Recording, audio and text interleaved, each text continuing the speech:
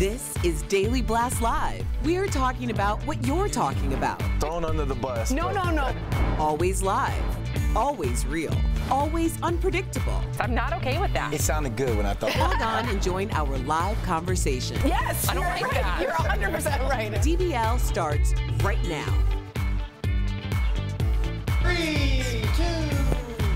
Welcome to Daily Blast Live. It's Monday, June 10th. We're live and we're talking about what you're talking about right now. I'm here with Stephanie, Erica, Brandon. I'm Tori. Sam is the day off. We miss you, Sammy. Let's get started. Shocking video, guys, of a crane collapse in downtown Dallas. A woman caught the moment on camera. A giant crane fell onto an apartment complex yesterday afternoon during stormy weather. One person is dead and another 5 are injured. And as you can see, the wreckage is pretty intense, with all 5 stories of the eastern end of the building destroyed. A parking garage also suffered extensive damage. The company that owns the crane called the accident tragic. We can't have this, though. Like, you can't have this as an accident. I don't care. You should understand that. You should know if you have a crane or something like that, which we have one outside of our building, you should know what weather is going to be coming, is going to hit, that sort of thing. Yeah. Absolutely. You just, certain stuff like that, you can't have that. And unfortunately, it's them saying an accident is not going to bring someone's child back. Do you think there's responsibility for these guys? Of course. I mean, it really bothers me that we have this barometer for the amount of death before we get outraged. Yeah. Someone woke up that morning and lost their life because of negligence, structural integrity. We're talking about something that has happened more than once. Cranes have gone out of control. Generally, there's some rules about lowering them during certain weather elements. The idea that we're not more outraged by this is pretty concerning, especially since we're all living in cities where you see them everywhere. I think that's true, and I think it's important we bring it up first thing in the morning here as a leading story. And infrastructure. Let's just talk infrastructure. Buildings, bridges. We all use cars. We all use that. If we don't put that as legislation as our #1 priority, we are outdated. So good that we're talking about it, guys. Let us know what you guys think. Right now, baseball legend David Ortiz, Big Papi, is recovering after being shot in a nightclub in the Dominican Republic. Kelly Schubert has the latest. I do, Tori. Former Boston Red Sox star David Ortiz is out of surgery and recovering after being shot point blank on Sunday. Take a look at the security footage. You can see people having a good time at a packed nightclub, but look at the top of your screen. You see the gunman fire his shot, and then you see Ortiz grab his stomach and hit the ground. Right now, multiple suspects are in custody being questioned, but the good news today is Ortiz is expected to be okay. Tori? Wow. So Brandon just told me as well that the suspect is being treated at a hospital, and he was attacked by bystanders after the shooting. Fans were coming and pounced. Pounced on him. Absolutely. We're talking about someone who you can call him a savior of an island, of his country. Big Papi Ortiz. And when those baseball players come over from these countries, the first thing they do is give back to their communities, give back to their countries. I want to know why. I have to know why. Why would someone do that? I think just the quote that a lot of people were reporting over the weekend, the idea that he said to the doctors, "Please don't let me die. I'm really a good man." Like, can you imagine? Like, that's just, it's insane. I think about gun control, and we always talk about in our country, but it's spread in different ways. I wonder if Big Papi will become an advocate. We'll see what happens. Prayers to, of course, to him and his family. Well, some good news. Chris Pratt and Katherine Schwarzenegger, Mazel Tov, say they're feeling blessed right now. They tied the knot yesterday, and they shared this photo on Instagram, writing, quote, "Yesterday was the best day of our lives. We became husband and wife in front of God, our families, and those we love." But some fans are bothered by what Chris said, that it was the best day of his life. I actually thought this too. I don't know how I feel, but let me know. You see, Chris was married before to actress Anna Faris, and the two have a 6-year-old son together, Jack. So really, should he be calling his new wedding the best day of his life? I admit the first thing I thought was like, ooh. Come on. I know it's little, but that's the best day of your life when you have a son. Ooh. Right, okay, we all have multiple days in life where it's absolutely phenomenal, whether it's, you know, you land a gig on an amazing job, you know, you find out someone you love is pregnant, whether it's, you know, I don't know, getting married. You don't just have one best day, and it's just a figure. So you're saying best doesn't mean one. You don't give him a break. People get really touchy about this subject, and as someone who is divorced and remarried, I do understand why people get so upset about it, but it's also because they like to interject themselves into other people's bedrooms and other people's business. Very true. He said it was the best day of their lives. That means them together. It is the best day of their lives together. What happened in the past has happened in the past. I understand that he has a son, and that does not discount his love for his son, but he was very specific about the fact that he has chosen this life to become one with someone else. That means that that starts from here forward. You can't bring the past in, and if you're bringing the past in, it means that you haven't closed that chapter of your life. So yes, it was the best day of their lives together. Mazel. Good call, Erica. We need an E-mic. Yeah, every time you drop a bomb like that, we need just a microphone for you to mic drop. Yes, exactly. I'm just saying. Let's get a graphic going or something. Yeah, a graphic for Erica. All right, I want to hear what Erica has to say about this, because Justin Bieber is ready to throw down, and we don't know why. The 25-year-old singer challenged Tom Cruise to a fight, and again, not sure why, no reason, no provocation. Bieber tweeted, "I want to challenge Tom Cruise to fight in the octagon. Tom, if you don't take this fight, you're scared and you will never live it down. Who is willing to put on the fight?" No word yet from the 56-year-old Mission Impossible star who does his own stunts. But one person did take up Bieber's request. UFC champion Conor McGregor tweeted, quote, "If Tom Cruise is man enough to accept this challenge, McGregor Sports and Entertainment will host the bout." Does Cruise have the sprouts to fight like he does in the movie? The sprouts. Stay tuned to find out. Who says the sprouts? I am beyond excited about this. I think it's ridiculous, first of all. Justin Bieber, lad, what are you going to do? What? You're the size of a twig. No, Tom Cruise is like, he is Mission Impossible. He does all his own stunts. He jumps out of planes. That doesn't mean you can fight. Neither one of them are fight. Like, no, neither one of them fight. If you had to. Tom Cruise is going to take there is him no reason to put a bet. My understanding about fighting is, unless it's something that you do as an athlete professionally, then anybody who has something to lose is not trying to fight. Okay? Exactly. I'm just going to throw that out there.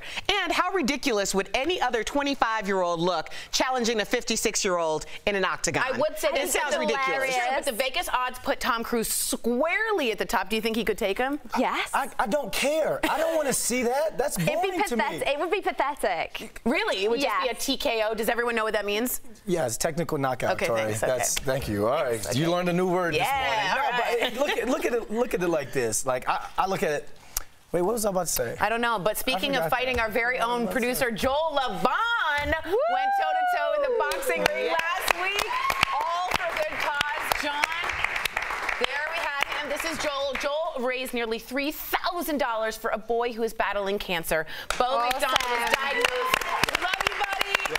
Bo McDonald was diagnosed with stage 3 colon cancer. Joel, congrats on your charity fight. That is amazing. And I watched this fight, and Joel has been training since around December, January. This isn't He's something. been training so hard. When people are talking about fighting, I don't think they understand how much you have to train and get yourself in shape to go fight somebody. It's one thing, Justin Bieber, to be taking boxing lessons to stay in shape, but it's one thing when you get hit square in your nose and you still have to continue to fight. So if they're going to do this fight, raise it for charity, make it into something big. For that, other than that, is this just Bieber being super weird?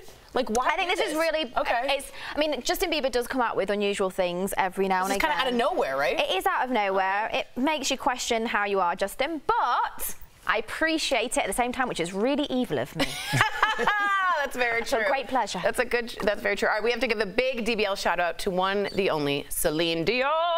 The 51-year-old singer ended her 16-year Las Vegas residency on Saturday night, and she had a heartfelt tribute to her late husband at the end of her show.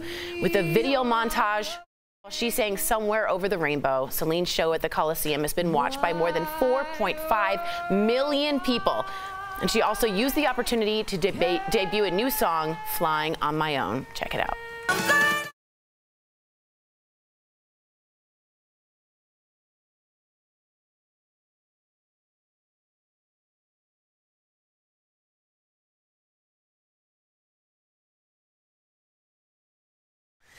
I hope that they make this into some type of like Netflix or like a Hulu special. Yes. People need to see that show. And even if you're not a Celine Dion fan, the amount of work and effort that was put into that show, she is incredible. I got to see it when they brought it on the road, and they really did bring a lot of the aspects of the Vegas performance on the road. Wow. It's such a great show. It looks like an awesome show. You have to consider 16 years ago, she and her husband Renee made this decision right before he got sick. He passed away 2 days later. Her brother passed away. Right. I mean, this has been such a labor of love, but it's also been such a big part of her life for 16 years. So many things have happened. And going before that, too, Renee, her husband, really mentored her from when she was a very young sort of girl into a teenager into a beautiful diva. So it's not like they've been together a short. He's really been there the whole time. So it was a beautiful tribute. If you have a second, watch it. It'll break your heart. Really, very, very touching. Is it really weird that I do appreciate her and I think she's very talented, but I just don't feel that kind of connection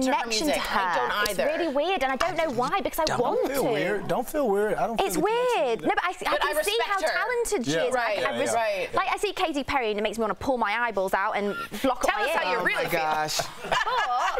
I appreciate her, and she can sing, and she's so gorgeous. But there's just something I don't get. I don't know why, but Celine Dion was like one of my first CDs. Oh, really? Yeah. Okay, The Heart Will Go On. Okay. No, before that. No, I know. I was just saying. Name a song before that, then, because that's the only song that I know. The Power of Love. That's Cher. That's not Cher? No. She just sang it like it was Cher. Yeah, that's true. That's all I can say. DBL, as you can tell, is live. We'll bring you breaking news as soon as it happens. And coming up, a devoted teacher gets the gift of life when she least expected it. Miracles, guys, they really do happen in Heart Threads. And you, the viewer, are our fifth host. Gwyneth Paltrow and new husband Brad Falchuk don't live together full time.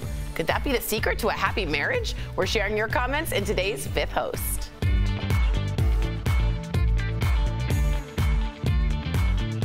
DBL Nation, Kelly Schubert here with the DBL Digital team. I actually did get to see that Celine Dion show in Vegas. I got to sit third row. Very lucky. I was super young, and she went like this to me. I drove all night, and she like pointed at me. You can ask my parents. It was a whole thing. I'll never forget that. She's amazing. I'm with Erica. Celine Dion's music. Ooh. She's got one of the most amazing. Let's go to the desk. Oh, yeah. Hey, guys. Right there. I was telling them a story. I got to see Celine. I got to sit third row, and she went, I drove all night, and she did it to me. Did she? Wait a minute. Yeah. Because there was a girl named Shelly Schubert who said that she did it to her that was sitting right next to you. So. Shelly Schubert. Oh, that's funny. That's a good tip, though. If you're trying to get a person's attention on stage, third row is always the best row. Really? Because anytime you're on stage, it's like people generally don't look at the first two rows because then it looks like they're looking down. Yeah. But when you focus on the third row, Makes sense. it makes you look like you're more That's where open, I but you was. can make a connection. I'll never forget that. Celine, I love Celine. Yeah, no, the thing is, I really appreciate her, and I know she's got the most amazing voice. People are saying she's so talented. It's just like, I don't know why, you know, like some pop You know what it stars, is? It's like art. you just feel, yeah, I guess It's like a piece of art. Look how beautiful that art is. Do I want it in my house? I don't. But you can You know what I mean? appreciate it. I don't hate on Celine at all. Like, People are saying you do hate on Katy Perry. Yes, Yeah. Stephen George says Katy Perry is dope. Steph's been hanging with Al, drinking that haterade. I gotta be honest. Sorry, Katy, Steven. I don't Sorry, like Katy Perry Steven. either. no, I just find her really That annoying. Roar song is really good. I love that Roar There are song. songs I like, but it's just her as a person. I don't know why. You wouldn't wear a burger and to I'm an not after really party? like I think that. she's very, very cheesy, and maybe that's campy, and I don't really get it. You and I have the same kind of feeling. I think she It's actually really is a very nice person. I'm sure she is. And she just comes across like people don't want to see that. 'Cause she was, I've interviewed her twice. I'm She was sure she's super lovely. sweet. I just.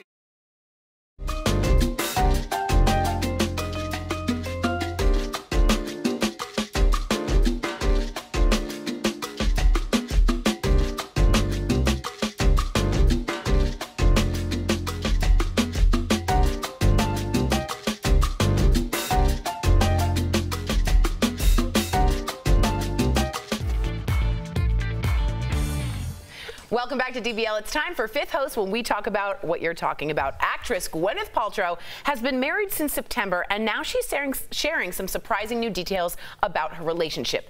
The Goop beauty mogul revealed that she and her husband, Hollywood producer Brad Falchuk, only live together 4 nights a week, and that he has his own house. She says her friends envy the arrangement and that her intimacy coach approves. But people on social media have mixed reactions. So, DBL Nation, would living part-time with your partner strengthen or weaken your relationship? And what's an intimacy coach? What is that? I was gonna ask that. I mean, put up a new LinkedIn profile because I Please would be one of don't. those. Please don't. Right, Georgia from Facebook says, for once, I agree with Gwyneth on something.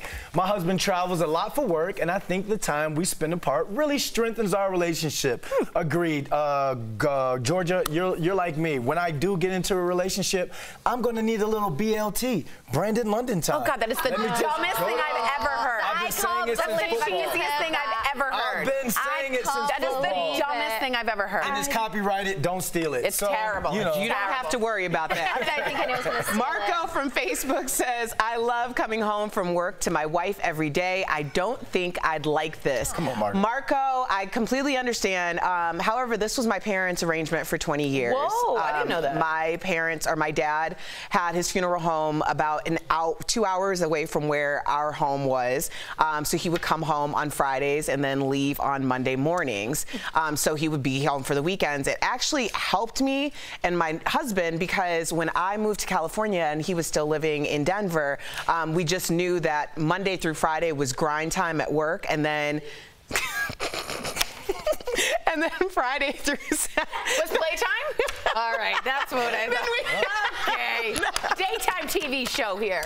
Henrietta, I'm going to save Erica. Henrietta from Facebook says, this is definitely the kind of living arrangement that only rich people could afford. Oh. My husband and I sometimes struggle to make ends meet as it is. There is no way we could afford 2 homes. Oh, I completely agree. Yeah, of course, I understand that. But sometimes, like Erica's parents, your work forces you to be in different locations. My dad worked away a lot when I was younger. I don't think my mum liked it very much, but are they still married 30-odd years on? Yes, they are. Awesome. So I think, you know, absence makes the heart grow fonder, and I think it's healthy to miss someone a little bit. I think that's very true. Marinating the missing is very helpful. Rhonda from Facebook says, absolutely not. It's like these couples who don't even sleep in the same bed. Maybe I'm old-fashioned, but I think living together is an all-or-nothing deal. Rhonda, I am with you. I'm very enmeshed with my husband, and we're very codependent. We're working on it. But I don't think I could do well with it, but you're right. When you do miss him, even for an afternoon, like I went and spent all of Saturday alone by myself, and it was really lovely to like come home and have that excitement. So add a little missingness. By the way, I drove myself. Oh, wow. Yeah, she did. What? I think we're missing something important, though, here, because he has kids also, Yes. and so he's making that decision. And when you have children, you have to prioritize differently. I appreciate that my parents made that sacrifice. They're celebrating 40 years of marriage this year, so, I mean, it works. There you go. All right, let's get this last one in. Franklin from Facebook says, if you need space and alone time, just go to another room of the house. Exactly. When you need your BLT, sometimes Please stop saying that. That is the worst terrible. thing I've ever heard. We should make a graphic for it. It's terrible. We're not making a graphic. Hold on. for DBL you. Nation, write in. If you like it, put in hashtag BLT. Is that it? Yes. Brandon London time. We'll see how that looks. All okay. right, whatever. Right now, cops are investigating Oscar-winning actor Cuba Gooding Jr. after allegedly groping a woman. Raquel Villanueva has news at the moment. Well, Torrey police confirmed they are investigating Cuba Gooding Jr. after he was accused of groping a woman at a club in New York City last night. The woman called police early this morning to report she was touched without her consent. TMZ says the woman yelled at Cuba after the alleged incident, and security had to get involved to break up the fight. She claims he was very drunk at the time, and he now faces a possible forcible touching charge. The actor has not responded yet to the allegations, and I'll keep you updated on this developing story. So, of course, these are allegations, so we don't know anything, and we always talk about this table. Let's give the court of public opinion a moment. But if this is true, another moment where you just can't control yourself, and I don't understand it, and I never will. And if it's about power or what it is, it continues to happen, and I just don't understand that type of person. How old is Cuba Gooding Jr.? Yeah, you're past that. Why are we? You're better than that. Yeah. Like, I'm 51, Araj said. To me, here's the thing. You know yourself. You know not to put yourself in certain situations, clearly. I don't know. This is mind-boggling. Yeah, like, we're going to find out more details. It all is. It always is. It's not surprising, but it's like, it's not surprising, why? but it's always shocking. Yeah. That's what it is. Coming up on DBL, an inspiring story all about second chances. Find out how a colleague saved a woman's life in the nick of time. It's coming up in Heart Threads next.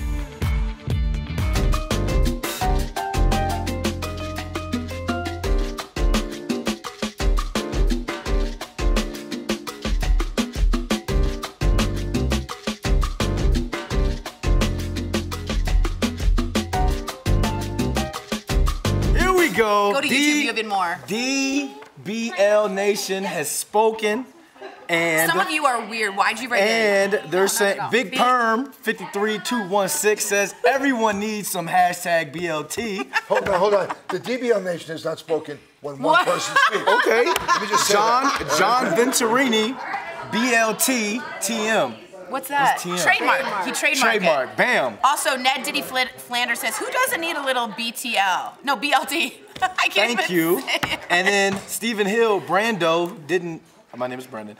Didn't impress the anchor desk ladies with BLT. It's not for them. It's called BLT. It's B London time. It's for me to reclaim my time from being on the anchor or being on the desk with the ladies.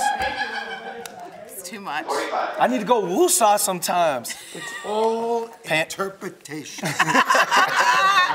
So BLT stands for Brandon London time. During football, Have you ever had a BLT while you're alone having BLT time? No. That'd be so funny, right? I did have a Cobb. Cobb salad? Yeah. I appreciate that. I appreciate that.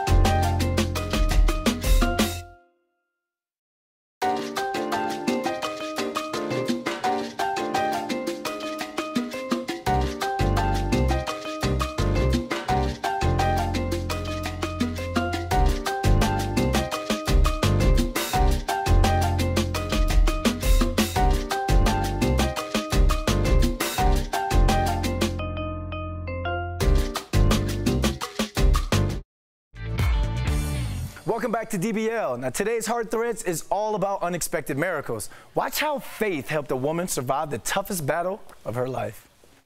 These women are connected through school, faith, and kidneys.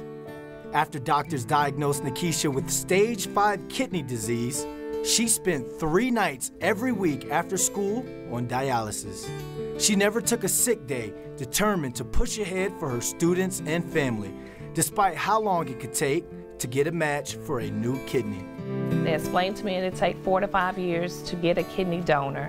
Nikisha tried asking friends and family for help, but none were matches.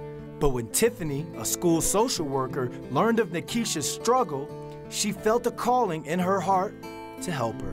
It's like in my heart, I knew that God was just saying, you've got to step up. And the question isn't why, it's why not. Doctors tested Tiffany's kidneys for 6 months before she knew for sure. She ran into my room, then she stood outside my door, and she had this sign said, Jesus chose me for you. And I screamed, I cried.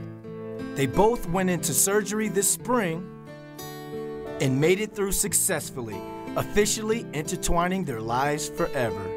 I am truly blessed. Words will never be able, I guess, to describe how I truly feel, and I truly love you for that. Thank you.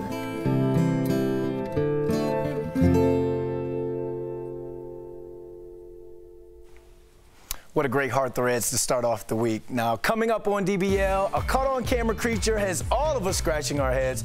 What is that thing? Don't go away. DBL's next. Rachel and Priscilla, welcome to Daily Blast Live. The two of you are involved in a lot of romantic situations with your co-star, Greg Polar. So is it ever difficult for the three of you to get through those saucy, sexy scenes? The first one was not difficult, but it was nerve-wracking, I think, for me at least. And but there is, with 3 people filming them, and usually a Steadicam following us around, it's always a little awkward because one person's just waiting, like, patiently to go in. I'm just, you know, we're like, have you had a mint? Yeah. Yeah, like, is your breath bad? But yeah, the first one for me, there's no one else to look at. There's no one else to look at. Greg's not here. So how do you get your sauciness on when you're surrounded by loads of strangers? You just, you try and ignore, you know, you're in the scene and try and ignore everyone around you. But for the most part, our show deals more with the relationship aspect of things, so we don't have many scenes like that. Are we trying to make you, me, and her look just like you and me?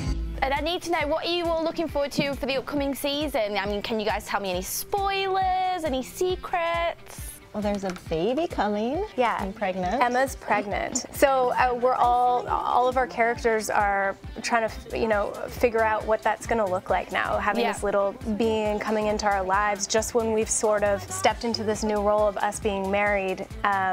And how does that affect all of us? You guys are all scared of rocking the boat.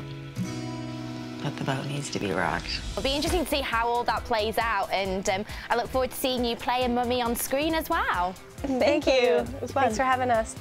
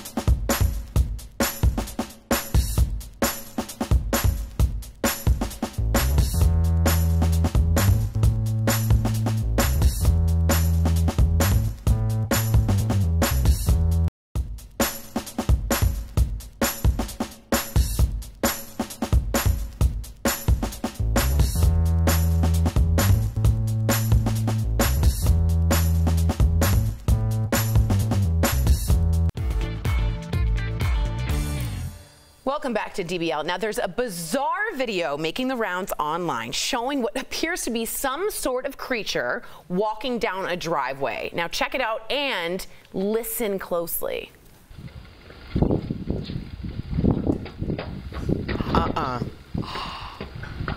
Oh my God, a woman who posted on Facebook, the video says this was all caught on her home security camera.